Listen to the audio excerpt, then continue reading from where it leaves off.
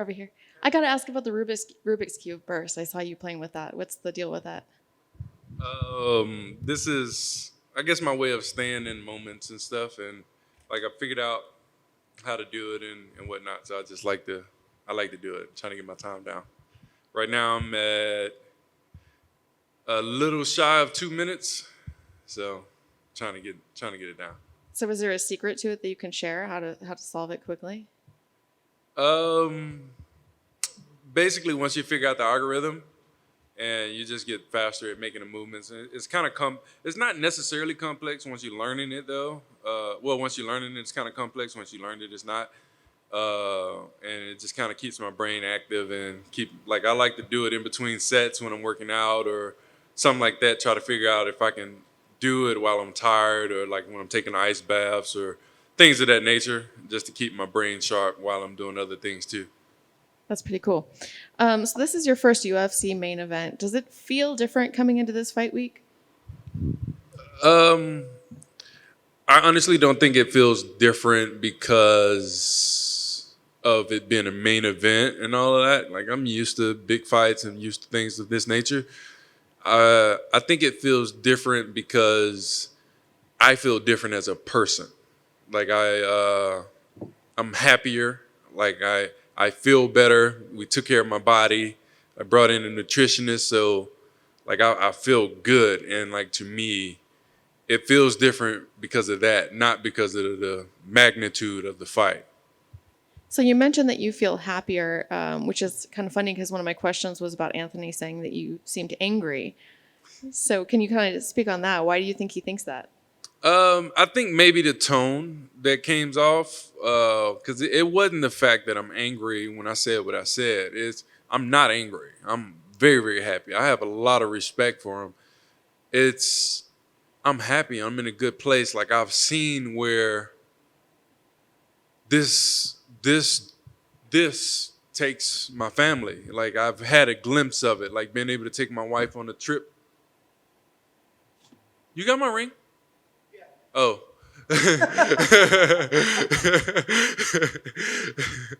Yeah, all right. The Could you toss it to me, please?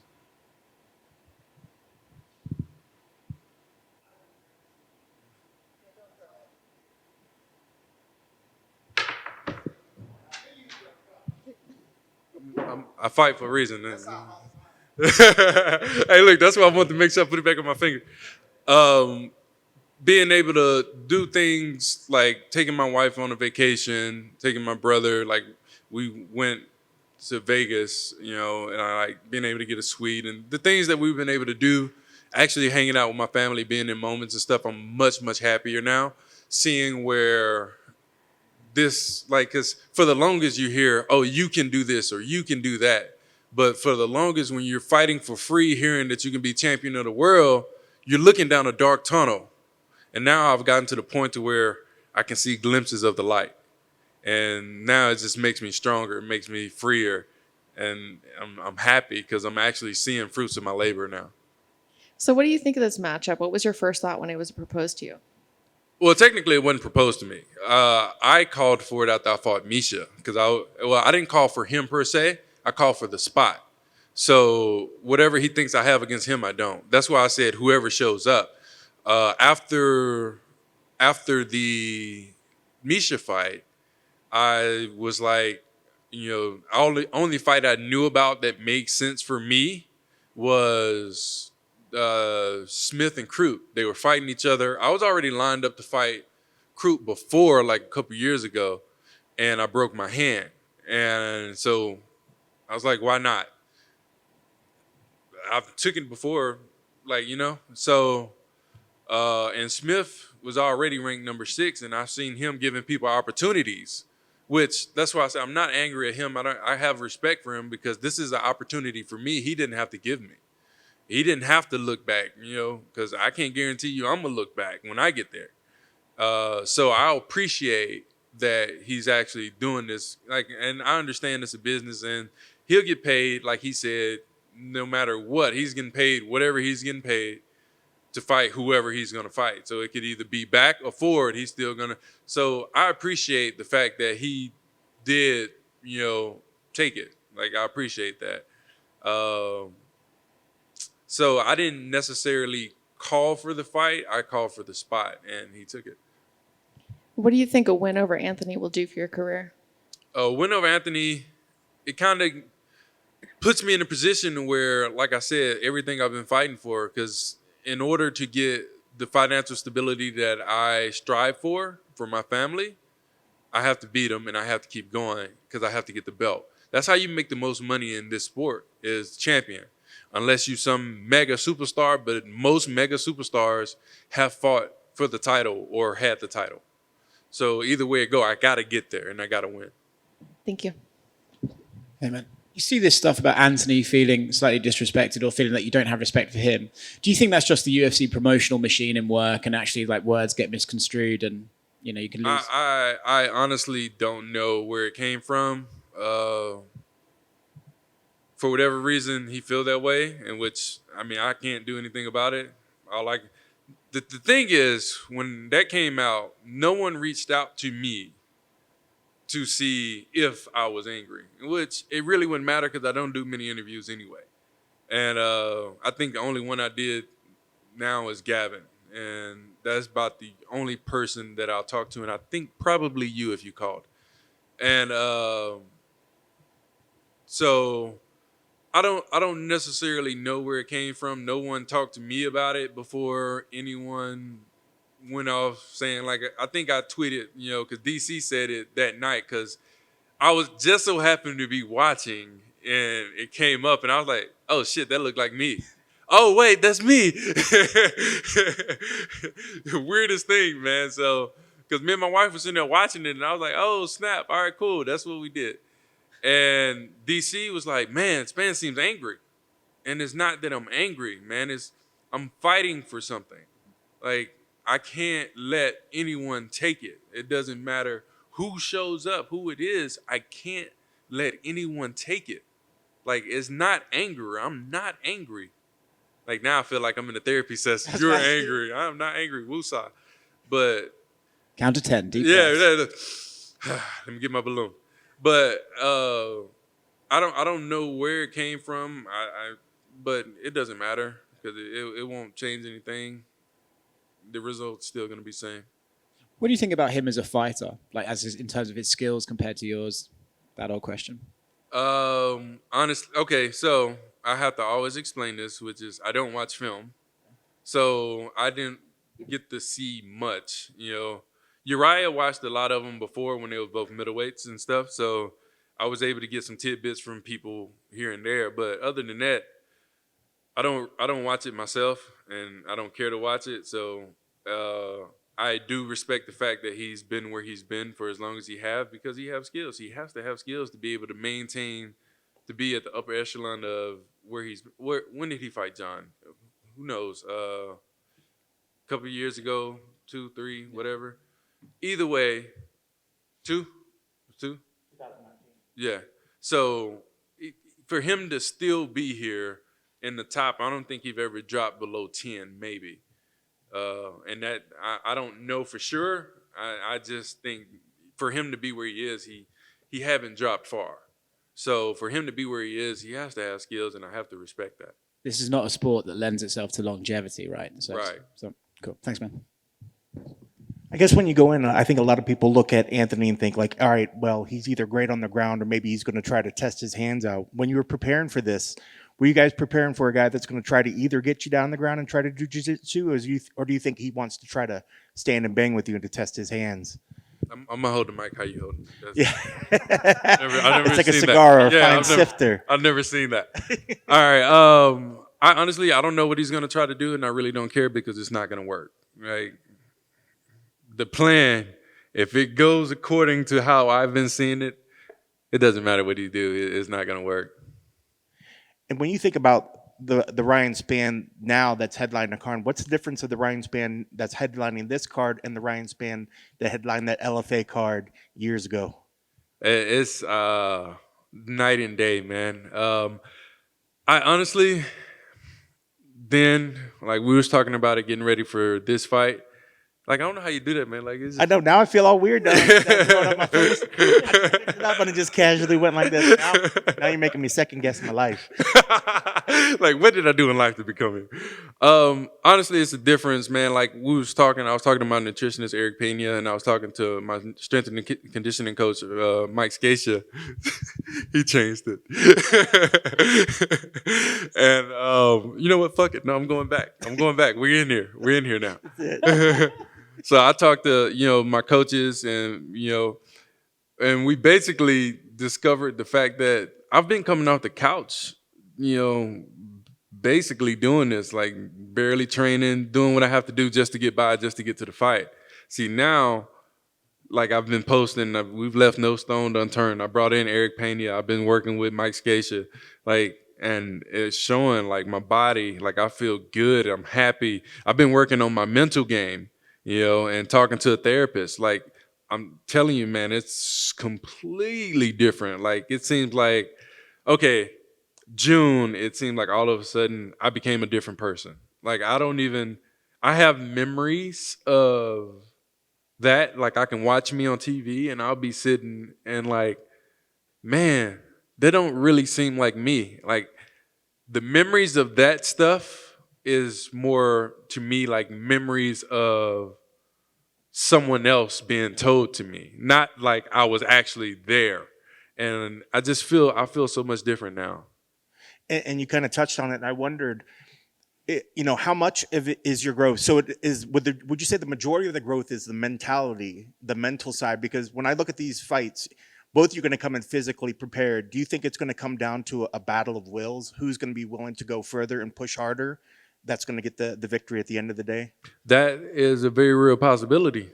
That could be it. We'll see, but, it's hard to, I'm not saying he's full or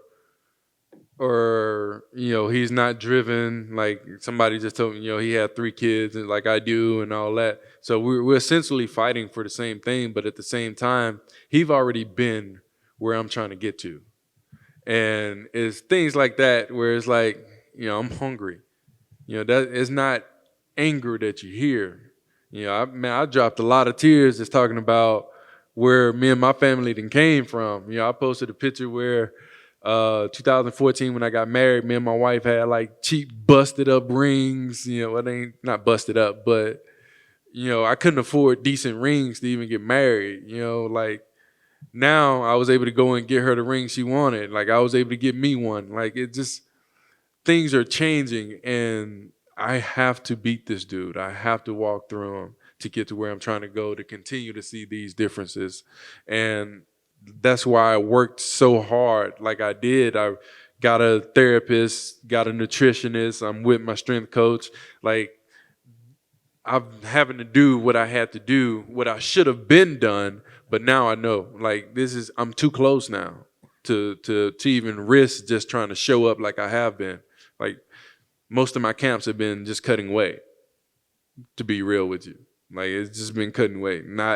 We've trained and we train hard and all of that, but most of the time it's, what's your weight? Where your weight at? What's your weight? Get your weight down. What's your weight?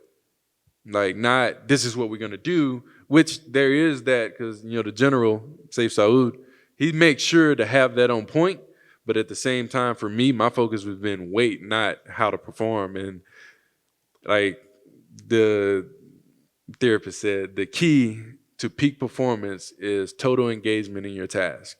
And now I've gotten to the point to where I can be totally engaged. Like I've noticed like my memories and things like would slip, or I forget things quickly or not remember things from the past. But at the same time I wasn't really there. Like I wasn't really there. And now I can be there. That's why you see the Rubik's Cube. Like when I get tired or whatever, I have to focus on what I'm doing. I can't think in the past, or I can't think in the future with anxiety or depression, because I have to focus on whatever I'm doing right now. And that's where we've been. Nice. And last thing for me, I guess what final things need to happen to make sure that you get your arm raised? Like, what are the keys to the victory? Is it just a matter of showing up and making sure that the mind's clear and that you're able to focus on the thing at hand, coming in with a clear mind? What needs to happen to make sure that your arm is raised at the end of the night? Go in there, beat me, have fun, and be totally engaged in the task. I dig it. Best of luck. You can keep that mic the way you Yeah, hold nah, it. Just we'll every go other back. presser from now on, just That's just gonna hold be it my like new style. that. That's I dig it. Thank you so much. All right, thank you. I think time for Are we back? Okay. yes, sir. All right, Ryan, back. thank you for taking the time. If you could just please elaborate on that, putting it all together, firing on all cylinders, getting the nutritionist, feeling good. At what point did you say, okay, I can't just get by on my talent. Now I have to next level. Honestly, it just seemed like it happened out of nowhere, man. Like, what, around maybe June or so? It just seems like my life just changed. Like, I became a totally different person, a freer person, to where I can understand what I need to do and what I need to accomplish, what I need to do to accomplish what I want to accomplish. And it just seemed like it just kind of happened out of nowhere. I don't know if it was because I was approaching 30. Damn, that's the first time I said that in public. Like, oh my gosh, I'm 30 years old. Man. Oh man, I can't believe it. Yeah, y'all probably gonna see that thing they did. I was crying at my birthday party, ain't gonna lie. I was looking at my mama like, man, your youngest is 30. Oh man. But it seemed like it kind of happened out of nowhere, and it just kind of all started to come together on its own, man. Like, it just like that. And I started to realize, I remember went for a run one day, and shit. Halfway through the run, I just started crying. Like, and I don't know, I don't know what happened. Something came over me, and that's when I realized, I was like, I called Brian Hall, I called Lorenzo, and I was like, I think I need to get therapy. And Brian Hall, for anybody who don't know, is my coach out of Memphis, Tennessee, so law school MMA. And I was like, man, and so they encouraged me to go ahead and do it. You know, I had already talked to Eric Pena about it, and he kind of brought it up. And when I went for my run, I was like, yeah, I'm fucked up. Like, I need to get help, and they encouraged me to go ahead and do it, and that kind of helped spark the change, being able to talk to somebody and like get everything out instead of kind of holding it in.